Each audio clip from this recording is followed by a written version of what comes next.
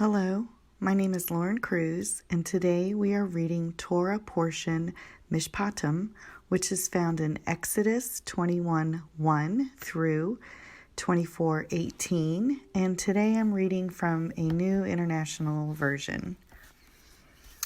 Exodus 21:1. Now these are the ordinances which you are to set before them. If you buy a Hebrew slave, he shall serve for 6 years, but on the 7th he shall go out as a free man without payment. If he comes alone, he shall go out alone. If he is the husband of a wife, then his wife shall go out with him.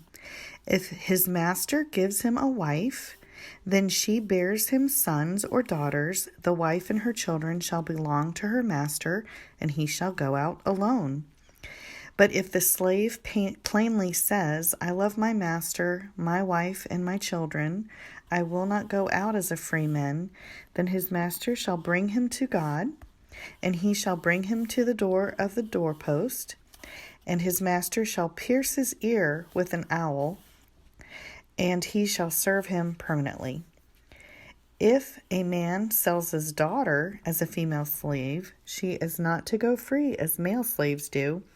If she is displeased in the eyes of her master, who designated her for himself, then he shall let her be redeemed. He does not have the authority to sell her to a foreign people because of his unfairness to her. If he designates her for his son, he shall deal with her according to customs of daughters. If he takes her to himself, another woman, he may not reduce her to food or clothing or her conjugal rights. If he will do these 3 things for her, then she shall go out for nothing, without payment of money. He who strikes a man so that he dies shall surely be put to death. But if he did not lie in wait for him, but God let him fall into his hand, then I will appoint you a place to which he may flee. If, however, a man acts presumptuously towards his neighbor, as to kill him craftily, you are able to take him even from my altar, that he may die. He who strikes his father or his mother shall surely be put to death. He who kidnaps a man, whether he sells him or is found in his possession, shall surely be put to death. He who curses his father or his mother shall surely be put to death. If men have a quarrel, and one strikes the other with a stone or with his fist, and he does not die, but remains in bed, if he gets up and walks around outside on his staff, then he who struck him shall go unpunished. He shall only pay for his loss of time, and shall take care of him until he is completely healed. If a man strikes his male or female slave with a rod, and he dies at his hand, he shall be punished. If, however, he survives a day or 2, no vengeance shall be taken, for he is his property. If men struggle with each other and strike a woman with child, so that she gives birth prematurely, yet there is no injury, he shall surely be fined as the woman's husband may demand of him, and he shall pay as his judges decide. But if there is any further injury, then you shall appoint as a penalty life for life, eye for eye, tooth for tooth, hand for hand, foot for foot, burn for burn, wound for wound, bruise for bruise. If a man strikes the eye of his male or female slave and destroys it, he shall let him go free on account of his eye. And if he knocks out a tooth of his male or female slave, he shall let him go free on account of his tooth. If an ox gores a man or a woman to death, the ox shall surely be stoned, and its flesh shall not be eaten, but the owner of the ox shall go unpunished. If, however, the ox was previously in the habit of goring, and its owner had been warned, and he does not confine it, and it kills a man or a woman, the ox shall be stoned, and its owner shall also be put to death. If a ransom is demanded of him, then he shall give it for the redemption of his life, whether it's demanded of him. Whether it gores a son or a daughter, it shall be done to him according to the same rule. If the ox gores a male or female slave, the owner shall give his or her master 30 shekels of silver, and the ox shall be stoned. If a man opens a pit or digs a pit and does not cover it over, and the ox or the donkey fall into it, the owner of the pit shall make restitution, and he shall give money to its owner, and the dead animal shall become his. If the man's ox hurts another so that it dies, then they shall sell the live ox and divide its price equally, and also shall divide the dead ox. Or, if it is known that the ox was previously in the habit of goring, yet its owner has not confined it, he shall surely pay ox for ox, and the dead animal shall become his. Exodus 22. If a man steals an ox or a sheep and slaughters it, or sells it, he shall pay 5 oxen for the ox, and 4 sheep for the sheep. If the thief is caught while breaking in and is struck so that he dies, there will be no blood guiltiness on his account. But if the sun has risen on him, there will be blood guiltiness on his account. He shall surely make restitution. If he owns nothing, then he shall be sold for his theft. If what he stole is actually found alive in his possession, whether an ox or a donkey or a sheep, he shall pay double. If a man lets a field or vineyard be grazed bare and lets his animal loose so that it grazes in another man's field, he shall make restitution from the beast of his own field and the beast of his own vineyard. If a fire breaks out and spreads to the thorn bushes so that stacked grain or standing grain or the field itself is consumed, he who started the fire shall surely make restitution. If a man gives his neighbor money or goods to keep for him, and it is stolen from the man's house, if the thief is caught, he shall pay double. If the thief is not caught, then the owner of the house shall appear before the judges to determine whether he laid his hands on his neighbor's property. For every breach of trust, whether it is for ox or donkey or sheep, for clothing, or any lost thing about which he says, "This is it," the case of both parties shall come before the judges. He whom the judges condemn shall pay double to his neighbor. If a man gives his neighbor a donkey or an ox, a sheep, or any animal to keep for him, and it dies or is hurt or driven away while no one is looking, an oath before the Lord shall be made by the two of them that he has not laid hands on the neighbor's property, and its owner shall accept it, and he shall not make restitution. But if it is actually stolen from him, and he shall make restitution to its owner. If it is all torn to pieces, let him bring it as evidence, and he shall not make restitution for what has been torn to pieces. If a man borrows anything from his neighbor, and it is injured or dies while its owner is not with it, he shall make full restitution. If its owner is with it, he shall not make restitution, if it is hired or came for its hire. If a man seduces a virgin who is not engaged and lies with her, he must pay a dowry for her to be his wife.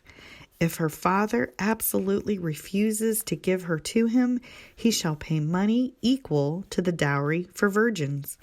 He shall not allow a sorceress to live. Whoever lies with an animal shall surely be put to death.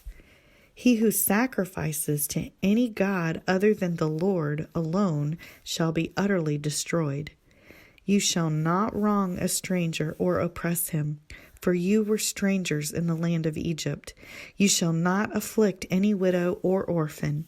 If you afflict him at all, and if he does cry out to me, I will surely hear his cry, and my anger will be kindled, and I will kill you with the sword, and your wives shall become widows, and your children fatherless. If you lend money to my people, to the poor among you, you are not to act as a creditor to him. You shall not charge him for interest. If you ever take your neighbor's cloak as a pledge, you are to return it to him before the sun sets. For that is the only covering. It is his cloak for his body.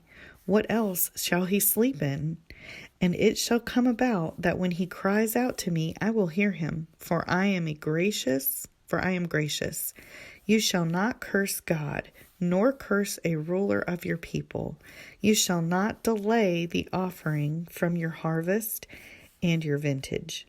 The firstborn of your sons shall give to me. You shall do the same with your oxen and your sheep, and it shall be with its mother for 7 days, and on the 8th day you shall give it to me. You shall be holy men to me. Therefore you shall not eat any flesh torn to pieces in the field. You shall throw it to the dogs. Exodus 23. You shall not bear a false report. Do not join your hand with a wicked man to be a malicious witness. You shall not follow the masses in doing evil, nor shall you testify in a dispute, so as to turn aside after a multitude in order to pervert justice, nor shall you be partial to a poor man in his dispute. If you meet your enemy's ox or his donkey wandering away, you shall surely return it to him. If you see the donkey of one who hates you lying helpless under its load, you shall refrain from leaving it to him. You shall surely release it with him. You shall not pervert the justice due to your needy brother in his dispute. Keep far from a false charge, and do not kill the innocent or the righteous, for I will not acquit the guilty. You shall not take a bribe, for a bribe blinds the clear-sighted and subverts the cause of the just. You shall not oppress a stranger, since you yourselves know the feelings of a stranger, for you also were strangers in the land of Egypt. You shall sow your land for 6 years and gather in its field. But on the 7th year you shall let it rest and lie fallow, so that the needy of your people may eat, and whatever they leave the beasts of the fields may eat. You are to do the same with your vineyard and your olive grove. For 6 days you are to work, but on the 7th day you shall cease from labor, so that your ox and your donkey may eat, and the son of your female slave, as well as a stranger, may refresh themselves. Now concerning everything which I have said to you, be on your guard, and do not mention the name of other gods. Do not let them be heard from your mouth. 3 times a year you shall celebrate a feast to me. You shall observe the feast of the unleavened bread for 7 days. You are to eat unleavened bread, as I commanded you at the appointed time in the month of Abib. For in it you came out of Egypt, and none shall appear before me empty-handed. Also you shall observe the feast of the harvest, of the first fruits of your labors, from what you sow in the field, also the feast of the ingathering at the end of the year, when you gather in the fruits of your labor from the field. 3 times a year all your males shall appear before the Lord God. You shall not offer the blood of my sacrifice with leavened bread, nor is the fat of my feast to remain overnight until morning. You shall bring the choicest first fruits of your soil into the house of the Lord your God. You are not to boil a young goat in its mother's milk. Behold, I'm going to send an angel before you to guard you along the way and to bring you into the place which I have prepared. Be on your guard before him and obey his voice. Do not be rebellious toward him, for he will not pardon your transgression, since my name is in him. But you truly obey his voice and do all that I say, and then I will be an enemy to your enemies and an adversary to your adversaries. For my angel will go before you and bring you into the land of the Amorites, the Hittites, the Perizzites, the Canaanites, the Hivitites, and the Jebusites, and I will completely destroy them. You shall not worship their gods, nor serve them, nor do according to their deeds, but you shall utterly overthrow them and break their sacred pillars in pieces. But you shall serve the Lord your God, and he will bless your bread and your water, and I will remove sickness from your midst. There shall be no one miscarrying or barren in your land, and I will fulfill the numbers of your days. I will send